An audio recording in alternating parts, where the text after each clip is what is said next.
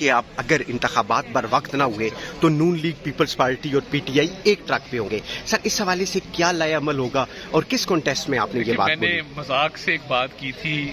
A are Y کے reporter ہیں الفت مغل صاحب، انہوں نے میرے سے پوچھا، میں نے کہا آپ کیا چاہتے ہیں کہ ہم اور پیپل پارٹی ایک ٹرک میں ہوں؟ تو انہوں نے کہا کہ اگر تحریک انصاف اس پروٹیسٹ کو جوائن کر لیں۔ میں نے کہا وہ ان کی مرضی ہے، وہ ازراہ مذاق بات ہوئی تھی، وہ آؤٹ آف کانٹیکسٹ کوٹ ہو گئی اور اس کے بعد اخباروں میں بھی لگ گئی، وہ اسٹیٹمنٹ سیریس اسٹیٹمنٹ نہیں تھی،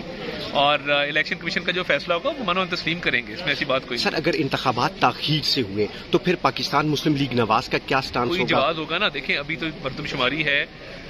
مردم شماری کے بعد حلقہ بندیاں ہیں، حلقہ بندیوں کا سنا ہے کہ شیڈول نومبر تک لے آئے ہیں، ایک مہینہ پیچھے آ گیا ہے، پہلے 14 دسمبر تھا، یہ خوش آئند بات ہے، اور اس کے آنے سے